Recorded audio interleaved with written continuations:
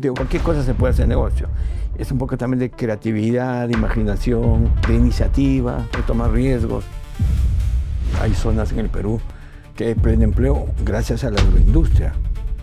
La mayor satisfacción, por ejemplo, es los miles de puestos de trabajo que vamos creando en el Perú. Trabajos formales, todos en planilla. Tenemos conciencia que somos un país amazónico. El 62% del Perú es Amazonía.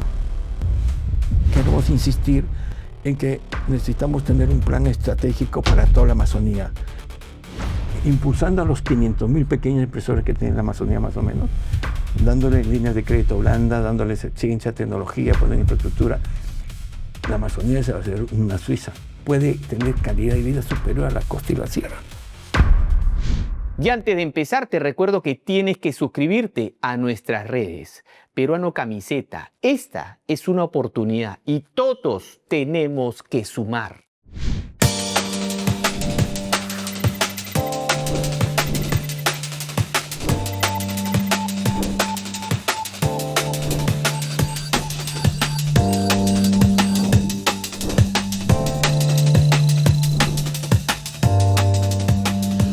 Hola mi querido Perú, soy el profe Marco Lorémola y este es tu programa Perú Potencia, construyendo juntos el país que queremos.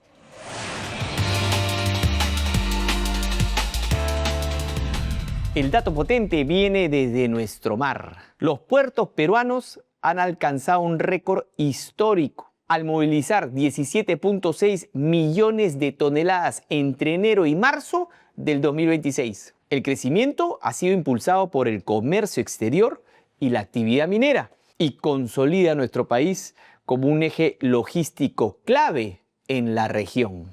Y ahora conocer a nuestro peruano potente, líder empresarial, eterno emprendedor y ahora enfocado mucho en cuidar nuestra Amazonía. Vamos a conocerlo.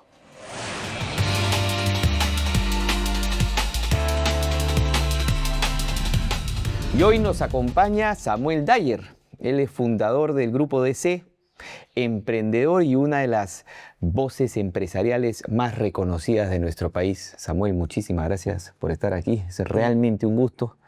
Un gusto, Marco, de estar contigo.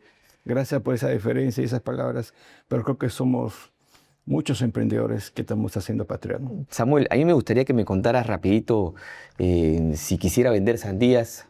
Me dice que tú eres el hombre. ¿Ah? Así empezaste, a 6, 7 años. Sí, y yo de niño ayudaba a mi padre, que desde que nacimos en Huánuco, él era un empresario, era un emprendedor. Tenía sus flotitas de camiones para hacer transportes de abarrotes que necesitaba la Amazonía o el transcurso de esta carretera que sale de Lima y llega a Huánuco y entraba a Tingo María y llegaba a Tapucalpa, ¿no? Entonces llevaba abarrotes y regresaba con productos de la Amazonía, principalmente en ese tiempo era la madera, ¿no? Y después cuando entró una compañía norteamericana a hacer esa trocha, convertirlo en una carretera asfaltada, entonces lo contrataron a mi padre para que le dé suministro de alimentos y abarrotes, ¿no? Que era lo que hacía él transportando sus camiones. Y por esas circunstancias de la vida aparecí pues, en unas vacaciones en Pucallpa, en la carretera incluso, ¿no? Ni siquiera fue en la ciudad, sino en los campamentos que tenía esta empresa norteamericana. Tenía muchos trabajadores, tenía más de 3.000. Mucha maquinaria que habían traído ellos para hacer ese cambio de trocha que había a carretera asfaltada. Y bueno, la anécdota es que mi padre tenía su bodega y atendía a los obreros y en las noches él abría a la clase ejecutiva, ¿no? Solamente a ir porque tenía una especie de un restaurante pequeño ahí, donde les atendía en forma especial, ¿no? Y nosotros, con mi hermano, que tuvo la idea, me llevó un año, tuvimos la idea de vender sandías porque a pocos metros de donde estábamos nosotros había un campamento con mucha maquinaria de ellos, ¿no? Y dijimos, qué buena idea, vamos a venderle a esa gente por el calor que hace ahí sandía. Calor. Porque mi padre vendía ahí por sandías enteras nada más, ¿no? Entonces le llegaba cantidades, ¿no? Y bueno, lo convencimos a mi padre que nos deje cortar la sandía y salir a venderlas, ¿no? Pero la sorpresa fue que cuando fuimos a entrar al campamento nos dijeron, acá no entran niños. Después de 2, 3 días que hizo consultas, porque tienen un protocolo de seguridad. Obviamente, pues meter niños en medio de maquinarias, imagínate que hay un accidente, ellos asumen la responsabilidad. Y nos dijeron, bueno, van a entrar solo al comedor a la hora de almuerzo y custodiados por un seguridad de ellos, ¿no? Solo entran, venden ahí y vuelven a salir, ¿no? Pero no se pueden meter a otro lado, ¿no? Entonces, bueno, me dijimos que sí, que está bien. Y como estamos entrando. Con su bandejita. Fue con nuestra bandejita y la sorpresa que en 1 minuto vendimos todo. Porque pues había ahí 500, 1000 hombres que estaban almorzando, ¿no? Y entonces nos dimos cuenta que es un buen negocio. Y más bien reclamaron los trabajadores, pero ¿por qué hay tan poco? Entonces ya comenzamos a regresar más. Incluso comenzamos a llevar ya a los coleguitas del colegio, ¿no? A los niños del barrio. Nosotros ya comenzamos a tener trabajadores, porque comenzamos un flujo ahí. Sí, entramos ya como 10 niños en fila con 10 bandejas y volvimos a regresar y regresábamos. Y bueno, hicimos los 3 meses de vacaciones que teníamos un buen negocio, ¿no? Y mi padre se sorprendió en la cantidad de plata que teníamos después, ¿no? Entonces dijo, no, yo lo voy a llevar al banco, lo puso al banco por seguridad. Bueno, y empezaste a crecer, tu papá tenía ferreterías, tú también hiciste la tuya propia, ¿no? Te casaste muy temprano y empezó bueno, ya tenías ese ánimo emprendedor. ¿Cuáles fueron tus siguientes pasos? Desde que yo recuerdo, desde los 7 años, nunca dejé de trabajar, porque mi padre tenía su negocio de abarrotes, después se pasó a Lima, efectivamente. Yo llegué a Lima a los 11 años y puse una ferretería en Breña, un barrio, ¿no? Entonces nosotros compartíamos mediodía de trabajo con mediodía de escuela, ¿no? De colegio. Esa era nuestra rutina, incluyendo los domingos. O sea, pero créeme que para mí es una diversión. Hasta ahora sueño esos momentos felices. O sea, mi sueño incluso es regresar un día a una ferretería de barrio y ahí dedicarme a atenderlos, ¿no? Entonces, ¿por qué? Porque muchos dicen, ¿cómo tú trabajabas y serías infeliz? No, todos mis hermanos eran felices, yo creo. Teníamos un buen trato de los padres y sabíamos que era parte de nuestra responsabilidad, pero no lo sentíamos como una obligación ni nada, sino una diversión. Pero eso nos hizo empresarios a todos, ¿no? Pero entre que terminé el colegio, que fue cuando yo tenía 17 años, ingresé a la Villarreal a estudiar medicina y pasé a administración. No, Claro, tu papá quería que estudiaras medicina. ellos querían su sueño, yo quería darles ese gusto, pero después me di cuenta que mi vocación no era... No, Difícil. Claro, más aún que mi padre requirió de la presencia de los hijos y yo tenía esa posibilidad de estudiar administración. Claro, pero el mismo flujo que te enseñaban en la universidad ya lo hacías en la chamba. Sí. Con tu papá, o sea, entendías todo. La finanza por lo menos la tenías cubierta. Sí, te aprende, te da conocimientos básicos, ¿no? Yo creo que hice lo correcto, eso me ayudó. Y de ahí me independicé a los 27 años con mi esposa. Ya pusimos un negocio ferretero más industrial, más al por mayor.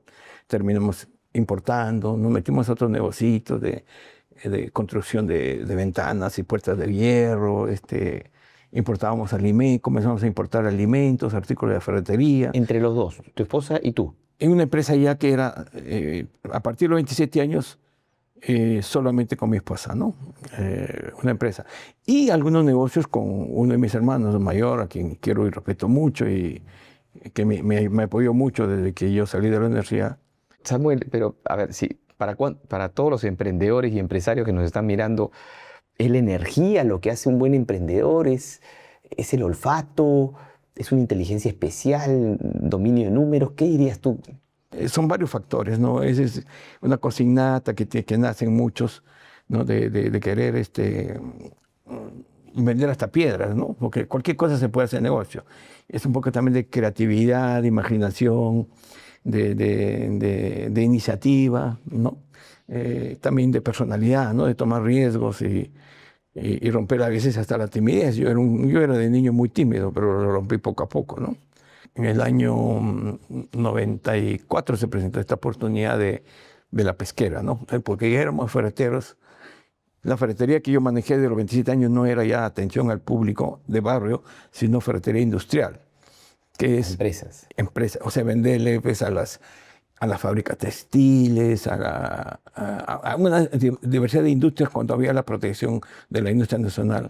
¿No? Acá se comenzó a hacer de todo, ¿no? Desde refrigeradoras. Entonces comenzamos a vender herramientas para ellos, porque claro, en una ferretería tú en un día puedes vender $10,000, pero cuando vendes industrialmente a unas cooperativas agrarias que había en la época del velasquismo, ¿no? También compraban muchos productos, y desde que era privado también ya le vendíamos algo. Claro, te hacen una orden por 5 kilómetros de tubería y es $1,000,000. ¿No? Entonces es la diferencia entre tener una ferretería de barrio y tener una ferretería industrial mayoritaria. Entonces fuimos creciendo así y atendíamos a las pesqueras, pues justamente. Y ahí empezaste a decir acá comenzamos a mirar, pero veíamos una cosa, pues, ¿cuándo tendremos un barquito de pesca? ¿No? Porque a veces íbamos al puerto, veíamos los barcos de pesca, llevarles sus cables de acero, sus válvulas que nos pedían, ¿no? Materiales, linternas y todas esas cosas. Y decíamos, algún día tendremos, ¿no? Pero se presentó la oportunidad en el 94 de comprar esta planta, una planta quebrada en Bayóvar. Sí. Y de verdad lo hicimos funcionar en el 95, casi como equipos usados, reparados, y comenzó a funcionar. La suerte que tuvimos 2 años de excelente pesca y nos permitió capitalizar y comenzar a tener los primeros barquitos, ¿no? Como estábamos sólidos, habíamos hecho 2 años buenos. Después vino un niño, ¿no? En el 81, creo. No, perdón, en el 93, si no me equivoco. Y ahí es donde podemos comprar los primeros barcos, ¿no? Entonces terminamos, creo que, con 15 barcos en 2000. Imagínate. Y llegamos a tener 65 naves pesqueras, ¿no? Con la cuota pesquera también ya se redujo a 30, porque ya no necesitabas tanto buques. Correcto. Para la carrera olímpica. Samuel, permíteme irme a un corte comercial. Regresamos, porque Samuel está impulsando mucho lo que es la Amazonía peruana. Hay una oportunidad ahí, como buen emprendedor, empresario, de sacar la Amazonía adelante, claro. Y tú la estás liderando. Vamos a un corte y vamos por ese tema. ¿Te parece? De acuerdo. Ya regresamos. Perú Potencia llega gracias a Grupo DC y Cerro Prieto.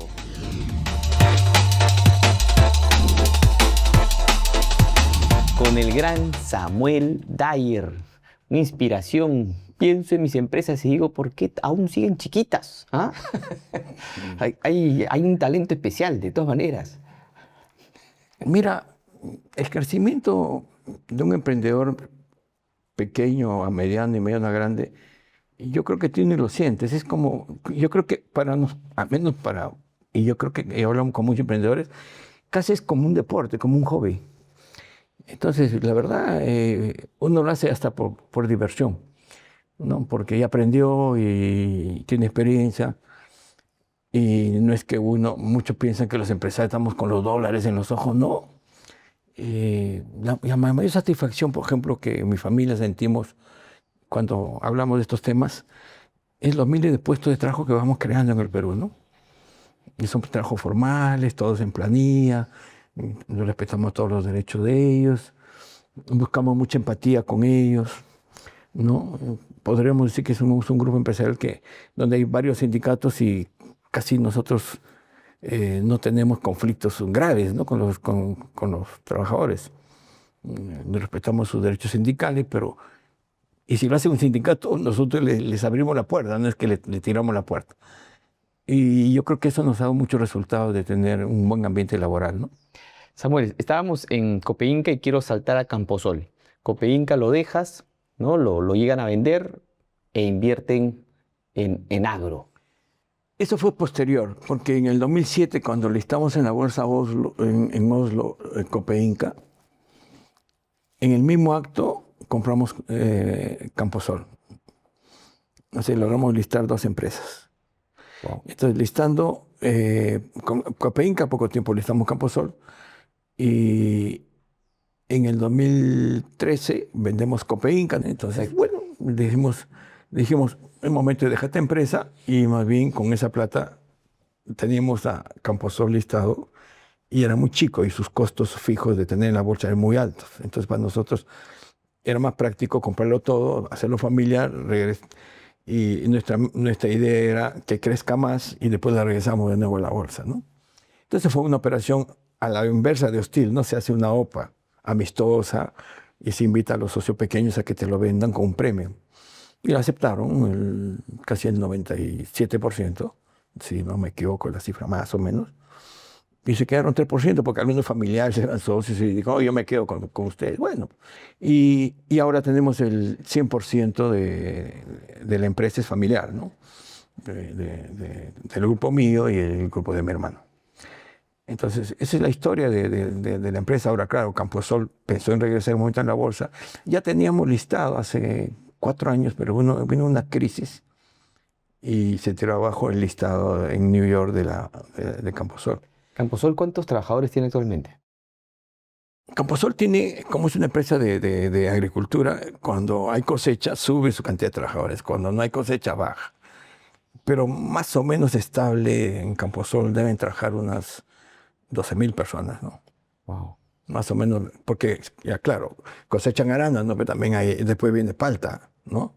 Después viene la temporada de uva. Entonces, muchos de estos trabajadores ya se quedan trabajando, aprenden todas las habilidades de cosechar todas las frutas y se quedan casi permanentes, ¿no? Pero hay meses que puede llegar a 20.000, 22.000. Y es una realidad, Samuel, que entre empresas agroexportadoras se están peleando los trabajadores, ¿no? O sea, generan tanto trabajo formal, bien pagado, que los trabajadores, ¿no? Se van para uno, para otros, así. Bueno, esa es la ley de la oferta y la demanda, ¿no? Hay que aceptarlo, porque hay zonas en el Perú que hay pleno empleo gracias a la agroindustria, que es una actividad que en el 2000 exportábamos 400 millones más o menos, y con esta ley, en el 2000, el año pasado, ya hemos exportado 14.000 millones en productos agroindustriales, ¿no? Fíjate la diferencia. Entonces, obviamente en las regiones de Ica y La Libertad hay pleno empleo gracias a la agroindustria. Samuel, no quiero que se nos vaya la entrevista sin que nos cuentes de las acciones que están haciendo en la Amazonía, porque tenemos un motor económico ahí que no estamos aprovechando, ¿no es cierto? Que Chile, por ejemplo, vende 20 veces más que nosotros. Cuéntanos un poquito. Por ejemplo, Chile aporta su PBI como 20.000 millones solamente de maderas sembradas, con 2 variedades, pino y eucalipto. La Amazonía tiene más de 500 variedades comerciales, que no la conocen incluso en el mundo, calidades impresionantes. Está en el trópico y nuestros árboles crecen más rápido por la ubicación estratégica del trópico que tiene el Perú. Entonces, tenemos 100 millones de exportación de maderas que han salido de bosques no cultivadas. Nada. Y el mundo está yendo a la madera cultivada. El 60% de la madera que se mueve en el mundo es cultivada. Te hago un resumen de la Amazonía. 62% del territorio nacional. Solamente aporta 4, máximo el 5% del PBI. Históricamente ha sido abandonada. Entonces ahora hemos deportado y los amazónicos nos hemos unido para hacer propuestas. Entonces el problema de la Amazonía es gravísimo, pero a la vez es una gran oportunidad. Crisis, oportunidades, como piensan los chinos. Entonces nosotros creemos que de los 14 millones que hay deforestados, 7 se pueden recuperar, 3 millones regresan a bosques y 3 millones podrían más o menos hacerse agroindustria. Impulsando a los 500.000 pequeños impresores que tiene la Amazonía más o menos, dándole líneas de crédito blanda, dándoles ciencia, tecnología, poner infraestructura. La Amazonía se va a hacer una Suiza. Puede tener calidad de vida superior a la costa y la sierra, porque ahí no hay ni población. Entonces, podría exportar posiblemente, imagínate, 70 veces más que importa la agroindustria hoy día, o sea, más de 100.000 millones de dólares en productos agroindustriales. Tenemos conciencia que somos un país amazónico. 62% del Perú es Amazonía. Ahí tenemos el pulmón de oxígeno, somos parte de este ecosistema amazónico, ¿no?, más importante del planeta. Y tenemos la reserva de agua potable más importante del mundo. Tenemos una biodiversidad impresionante, unos recursos naturales de todo tipo, desde frutas tropicales, ¿no?, nativas, maderas y que se puede incluso pasar a hacer madera cultivada, hasta gas, petróleo, todo tiene la Amazonía, pero sus indicadores son terribles. Solamente el 15% del Perú tiene 62% del territorio y solo aporta 5% al PBI máximo, ¿no? Ha estado en 4, ha subido un poquito. pero no es nada con 62% del territorio. Qué locura. ¿No? Pero las brechas sociales, las brechas de infraestructura son terroríficas. Y no nos quejamos, porque el tema no es llorar. Nosotros justo nos hemos unido para decir, oye, ¿qué hacemos nosotros por nosotros mismos? ¿No? Y justo en estos congresos va a haber uno en septiembre, están invitados los que desean participar. Es un debate que hay muy alturado, la gente amazónica es muy educada y donde vamos a tocar todos los temas, pero principalmente queremos insistir en que necesitamos tener un plan estratégico para toda la Amazonía. Hoy día hay planes chiquitos para cada región y hay temas transversales gigantes como la ruta de trenes, el problema de la energía, el problema de los puertos, los aeropuertos, Samuel, etcétera, etcétera. ¿y en cuánto tiempo, si todo funcionara correctamente y se organizaran bien, en cuánto tiempo podríamos estar preocupando a Chile, logrando también miles de millones de dólares, por ejemplo, en madera? En 30 años, la Amazonía puede ser una Suiza peruana. Samuel, tienes que regresar a otra entrevista porque tenemos que irnos a un corte, vamos a regresar con las conclusiones. Regresas, ¿no? A otra entrevista, a otra oportunidad. Con gusto. Tremenda entrevista, muchas gracias por estar aquí y nos vamos a un corte rapidito, ya regresamos.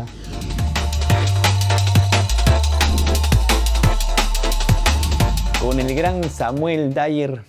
Samuel, me gustaría hacer un juego de cartas. Este juego es para soñar juntos, ¿sí? Puedes escoger un grupo de cartas y yo te voy a escoger una carta para hacerte una pregunta.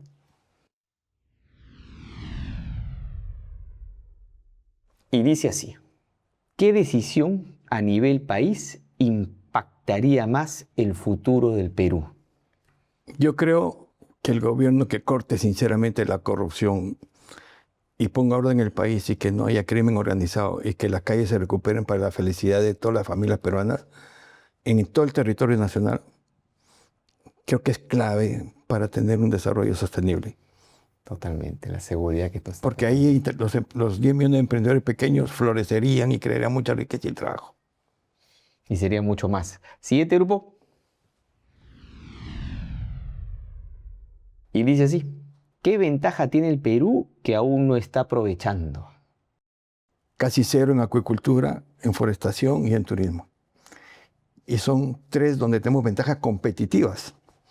Forestación podríamos multiplicar por 5 o 10 sin deforestar un árbol, y la forestación se puede hacer, reforestación en la Amazonía, forestación en la sierra e incluso en la costa. Entonces estamos hablando de tener posiblemente hasta 10 millones de bosques de madera cultivada en un lapso de 50 años. Pero ahí nada más ya tendríamos 20 veces más que Chile.